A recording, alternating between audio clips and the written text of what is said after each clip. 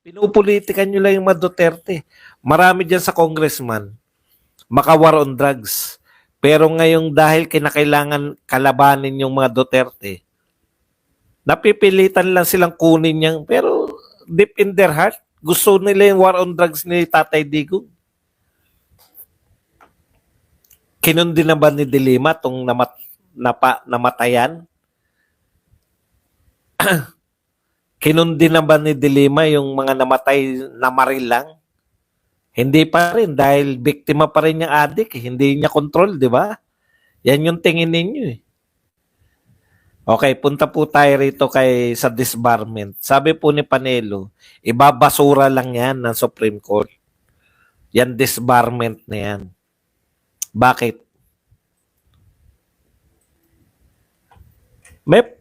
Sino ba yung famous na disbar? Kasi baka yun yung inaano nyo eh, no?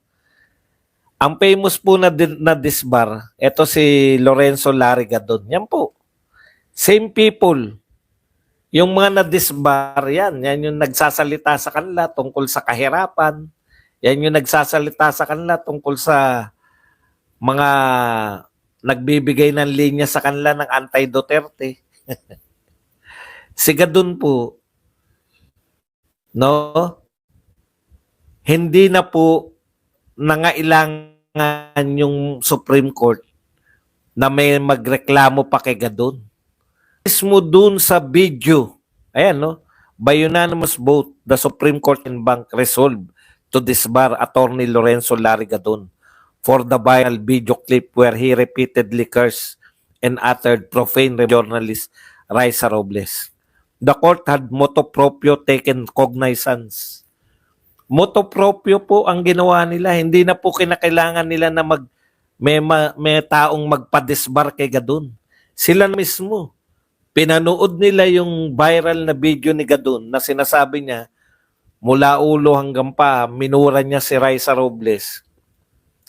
Ako naunawaan ko po eh. Kung makikita niyo po kung gaano kasutil din tong Raisa Robles, talagang maririndi rin kayo eh, sa kasutilan.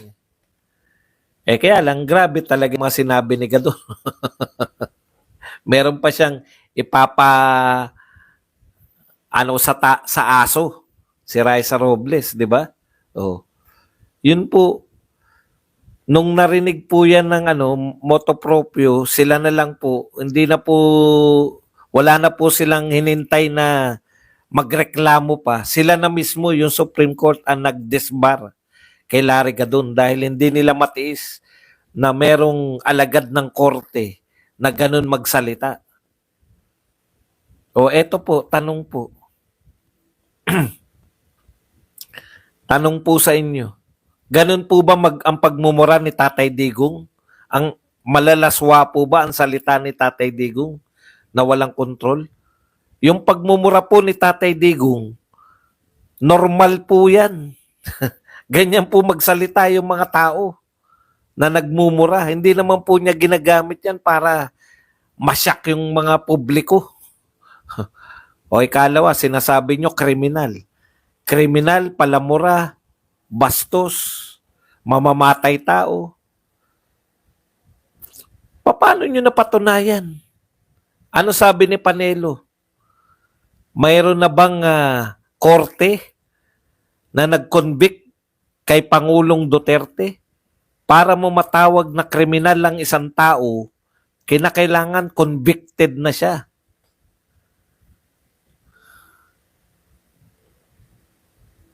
Hindi po siya nagmumura na yung nalalasuan po. Yung bahagi lang ng kanyang pananalita yun. At kung normal lang po yun, hindi po yun karapat-dapat na madisbar ka. Ikalawa, yung kriminal at mamamatay. Sabi ni Panelo, anong korte nagsabi na convicted si Tatay Digong? Oh.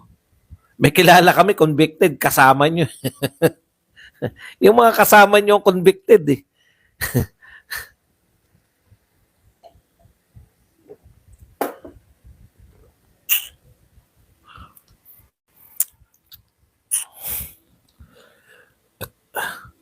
May diin yung pagmumura niya. is either galit siya or parte na lang ng salita. Meron po mga taong ganun pero hindi po kabastos-bastos. O yung kriminal naman, magsampa kayo na reklamo kasi. Diyan ako nagtataka eh. No? EJK victims, pamilya ng EJK victims, nagsampa na reklamong disbarment. Eh, ba't kaya hindi kayo magsampa na reklamo sa pagiging EJK kuno ninyo? EJK kamo kayo. Biktima kayo. Di yun ang isampa nyo. Imelda Sanggalang, thank you very much sa 10 Canadian dollars. Okay. Dito po tayo kasi mabigat-bigat po to eh. Kasi tinitignan, marami pong umaayon na abogado kay JPE. Alam nyo na, yung alam mo yun, yung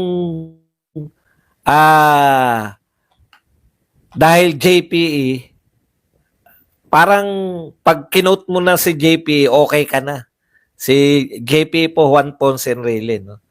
Na pag kinote mo yung sinabi niya, parang okay ka na dahil napakatalino sa batas eh. Alam nyo, eto po, ito muna yung sinabi ni Pangulong Marcos. Marcos, Enrile right on INC rally, but Duterte impeachment timing is off. Yan po ang headline ng Inquirer, no? Timing lang yung mali, pero tama yung sinabi ni Enrile. Ano po ba yung sinabi ni Enrile? President Ferdinand Marcos Jr. agreed with Chief Presidential Legal Counsel Juan Ponce Enrile that the country would face a very detrimental precedent if the rule of law was not followed in the impeachment complaints against Vice President Sara Duterte. But he said that the timing of the move was very poor. Okay. So sinasabi niya na detrimental, very detrimental precedent, no? Siyempre, ano yan eh, termino ng batas. So tinignan ko kung ano meaning ng very detrimental precedent. A very detrimental precedent is an example that serves as a bad rule to follow in the future, no? Ayan, ito raw po ay masamang halimbawa na baka gayahin o tularan ng mga tao sa susunod. No? Kasi napakalaki na rally. Nakakasama daw itong ginawa ng iglesia, baka kasi sila tularan. Alam po ninyo, may president po, no? Ang halimbawa, ituloy pa natin yung sinasabi ni Enrile. Ano ba yung sinasabi na, ayan, Juan Ponce Enrile had questioned the logic implicit in the January 30 National Rally. Yan. Ng INC na nag-oppose sa impeachment. Ang tanong ni JPE, ito raw po ay magsasacrifice the rule of law without exacting accountability. Okay. So, di ba tinatanong niya, kaya bang magbago ng batas ng Iglesia ni Cristo? Kaya bang, kasi ang pinalalabas ni Enrile ganito, ano lang po kayo, please bear with me. Medyo, medyo komplikado ng konti. Ang sinasabi ni Enrile, masama pong halimbawa yung ginawa, baka tularan ng next generation o sa mga susunod. No? Kasi ang Iglesia ni Cristo, wala naman siyang karapatang baguhin kung ano yung nasusulat ng batas. At malinaw po na may impeachment sa ating constitution. Okay. So parang tama sa biglang tingin, no? Kasi tama naman eh. Tama naman sinasabi niya, wala namang karapatan, kahit na gaano kayo karami, wala kayong karapatang magbago ng saligang batas. Wala nga kayong karapatang mag-introduce ng batas eh. Di ba? Okay. So, tama na ba si Enrile? Umaayon ka ba ba dong? Hindi. Hindi ako umaayon. Kasi, ang tanong ko, Bawal ba sa batas yung ginawa ng Iglesia ni Cristo? Hindi rin. Di ba? Okay. In fact, kung titignan natin, no, sinasabi paulit-ulit ng Iglesia ni Cristo o paulit-ulit na sinabi ng mga speaker na pawang mga Iglesia ni Cristo na sinusuportahan nila yung panawagan. No? Sinusuportahan nila yung panawagan ni Pangulong Marcos na wag na yan kasi wala tayong mahihita sa impeachment. Matatali lang yung Senado at Kongreso. Ang gusto na Iglesia ni Cristo, lutasin ninyo yung mga tunay na problema. Kaya po kami sumuporta di ba? Ayaw natin na impeachment. Pero tama po ba? No? O dinaan lang sa dami? Nasa 1987 Constitution po yung ginawa rin. Hindi po binabago. Wala po ako narinig na gusto naming baguhin ang saligang batas. Wala pong ganun.